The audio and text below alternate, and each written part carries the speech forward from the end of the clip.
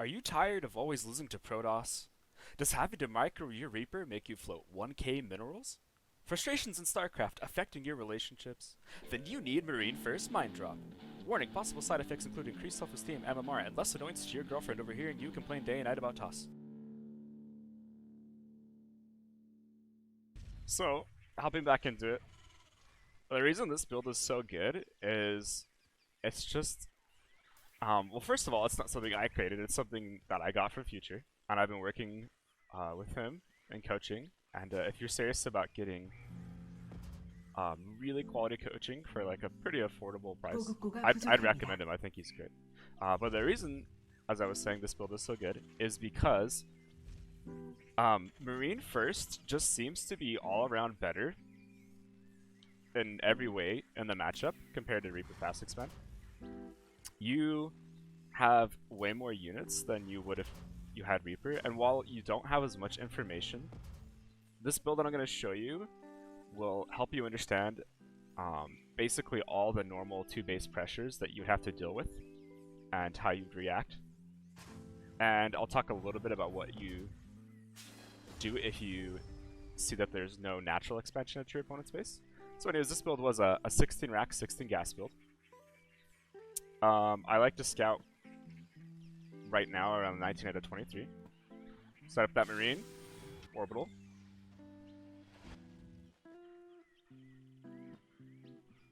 This bot ends up blocking my command center. It's kind of funny. There we go. So, once you get to this point, if you notice, this SCV is going to arrive at their natural base, like right after we took ours. And if you don't see the natural base, I would cancel the low ground CC and then rebuild at high ground. I just keep doing things normally. Obviously, you're going to want to scout to see if it's a proxy Void Ray build or not. But I would still always get the reactor, if possible. Talking with Jehefe, we believe it doesn't really hurt to just go ahead and get reactor, even versus G's. Okay, so you want to get that factory around 209, 207. And as soon as that barracks finishes building its reactor, you're going to start up 2 Marines. I get the bunker shortly after I start up those 2 Marines. And I use the SCV that's scouted to build it. And as soon as those 2 Marines are done, you're going to start up another 2 Marines. And so at this moment, if an adept walked across the map, we'd have the perfect number of Marines to handle it and basically take no damage if microed properly. And so after the bunker, that's when I get the refinery. If you notice, I rally into it. As soon as CC is ready, get that orbital and that starport. You're going to stop at 5 Marines to allow you to get your mine.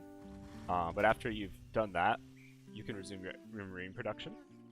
So it's around now, like 35-ish supply. It's a little early that I like to get the depot. And something to do, let me just pause real quick. I got a lot of things to explain. So you want to make sure that on every map from now on, if you're going to do this build, that you put your bunker in a way to where you only need 3 depots to fully wall off. That's really important. Another thing you can do is I'm gonna send this widow mine right here, and I'm gonna burrow it. And the reason I'm burrowing it here is because, if I understand correctly, most times if they're gonna do like an oracle build, they're going to want to send it not from a far off angle, but kind of just straight through the center, so that widow mine can pick it up. And then the Marines are gonna sit close to the mineral line in case I didn't get an oracle. But sometimes this also denies like a hallucination scout. It's pretty nice. Oh, and then you're gonna put 1 Marine in the bunker. And then the 4 are going to sit here on the low ground in case an adept shades in. It can kind of chase into the mineral lines, or if he's going to park right here and finish a shade, which is silly, but sometimes they do that, you'd be able to kill it. Cool.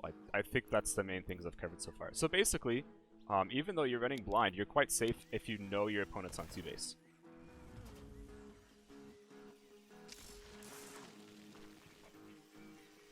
Okay, you're going to get that medivac. You're going to cut out a total of 9 Marines in order for you to get your 2 barracks. So, barracks number 2, and I'm going to grab that SCV and start building barracks number 3. Okay, here I'd like to go ahead and get the supply depot. Oh, let me get that production tab going. Get that supply depot, and then start the Marines. So you have 4 Marines in each base. That's pretty much enough to defend an Oracle.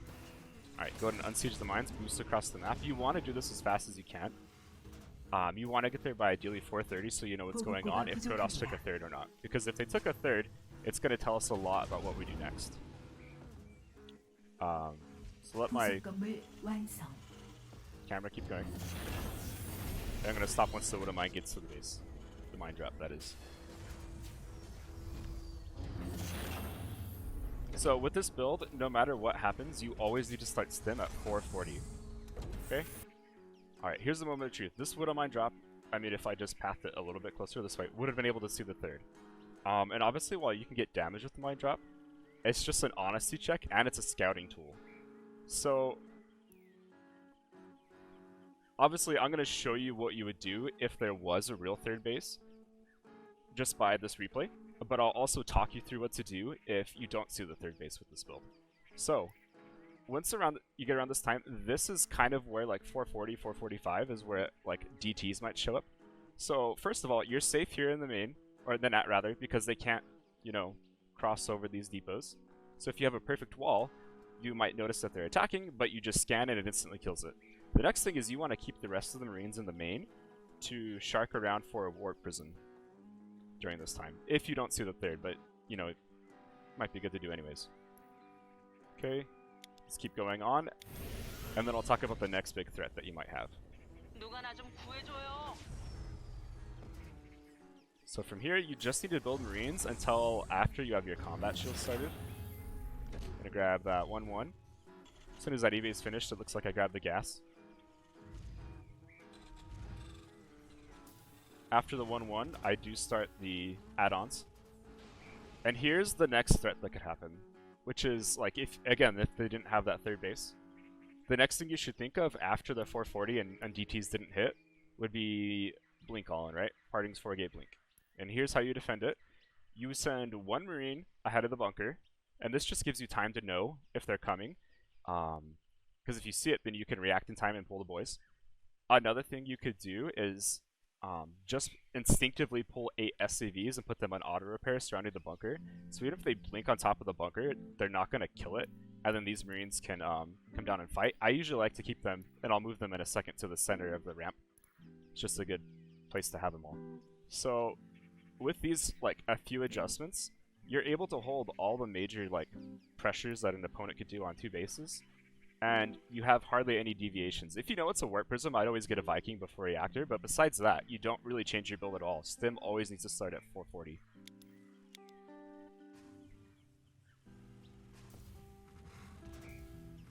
So it looks like I'm getting combat shields and then those marauders that I talked about. Now, I'm not perfect this replay, but it is possible at this moment to have 46 SCVs. So you're doing good if you get it by 4:30, honestly, but just keep in mind that my macro wasn't entirely perfect, and if you can do better than me, that's even better. Okay, when you're in the 3x production, that's when you need to start making 2 depots at a time. Go ahead and grab that final gas. Start up the medivacs first before mines, because the medivacs take longer to build. Slight supply block. Again, this was after, like, you know, this is a build you will need to practice a lot. And if you struggle to do all the tight execution things within the build, that's fine. Like, I do too, and I've been practicing this build a ton. But the general gist of the build is there. Move out at least by 6 minutes. If you do it earlier, that's great.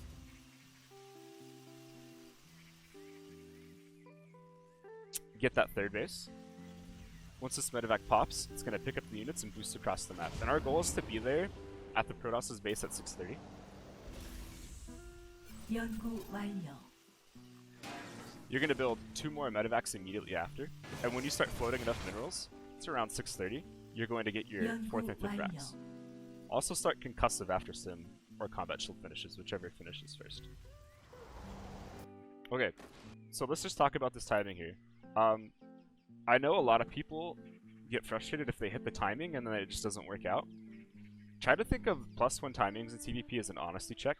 Either Protoss, has enough units to defend or they don't. And if you see a lot of sentries or Colossus and there's batteries, don't push in. Like, you do not have to commit. So the more that you think of this timing as an honesty check, the more success you'll see with it. I could have even brought this third medivac back, by the way. You want to keep these units alive for the next timing, which is even more important. And I'll talk about that in a minute. Cool, so after you start the 4th and 5th racks, you can resume your SCV production. 업그레이드 완료. So after you have made a total of 5 medivacs, assuming you didn't lose any of the medivacs, you at least have 4, you can start up your Viking production. And the next thing we're going to go for is a Viking ghost timing at 9 minutes with 1-1 and 3 ghosts. And it is super powerful. So you have a couple options with this drop plate. Like, obviously, if you're containing his army up here, there might be a weakness in the main, or there might not be. Just depends on the situation. You can either group up the 2 armies together, or you can keep them separated. It just is personal preference, I suppose.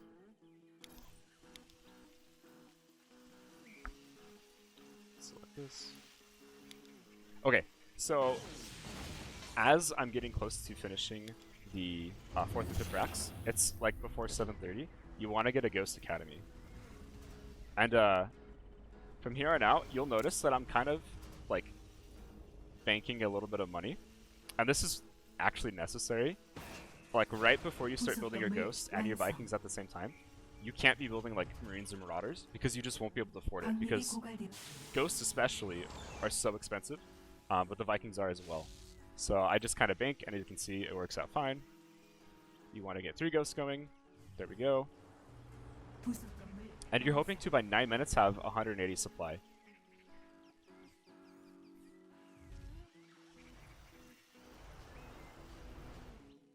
Oh, and I should mention that since I've been doing this build, and I've been working with Future on it, this has become my highest win rate of any of the matchups currently. I just think it's really good, and I think if you follow these basic principles, you'll see a lot of success.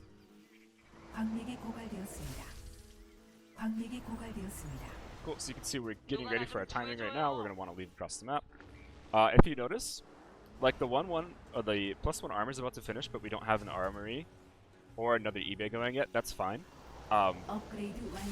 We're finding in the matchup that just hitting the solid Viking Ghost timing is more important than having faster upgrades. So now you'd want to start your 4th CC. Oh, by the way, for this timing, I kind of show up at the 3rd here in this replay. I think it's better if you always go to where their 4th base should be, personally, because it's less likely to be defended in comparison to the 3rd. The 3rd's likely to have a bunch of shield batteries. So, always go to the 4th, but keep in mind it depends on the situation. So yeah, I grabbed another armory, another eBay. I'm getting turrets now. Taking those gases at the 3rd. You don't need fast gases at the 3rd.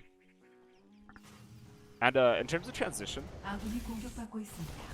having talked with Future, and just kind of noticing these things in my own games as well, is that you can obviously get more racks, especially if you're floating, but in a normal game, like, you're not going to be floating as many minerals as I am. You're going to be spending them because you're going to be rebuilding your army. So generally, you don't need that extra production.